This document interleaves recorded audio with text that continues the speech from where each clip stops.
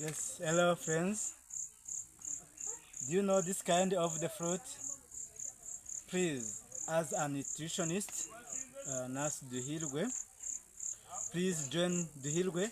Come on my YouTube channel, Health Amazing Solution. I will explain every kind of fruit and what is the importance. Right? Thank you.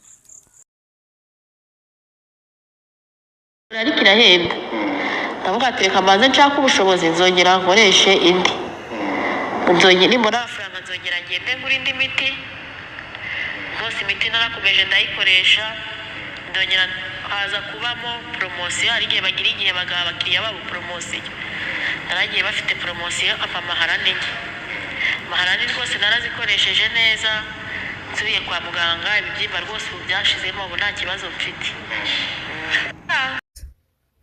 Maharani ikuraho ingaruka zose zo gucura, twavuga nko kubira ibyuya, impumuro mbi, guhorana umunaniro, uruhu rukanyaraye n'ibindi.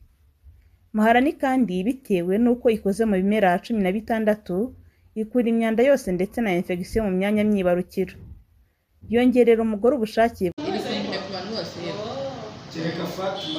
Kereka Fatima niyo y'abagore naho tonka tukamenya mwayibonye bita maharani ni iyi ngiyi sasa rero dore nuko nguko ibimeze ugafunguramo imbere ugakuramo harimo utuntu tumeze nk'udusaro duto cyane nitwishyira mu mazi ugakoroga wamara gukoroga ubundi ukanywa umuti ukaba urakoze. Kwahere n'ibibyimba byo mu nda, kwahere n'imihango itazira igihe, ibintu nk'ibyo byo koza muri nyababyeyi rwose maharani ikoraho.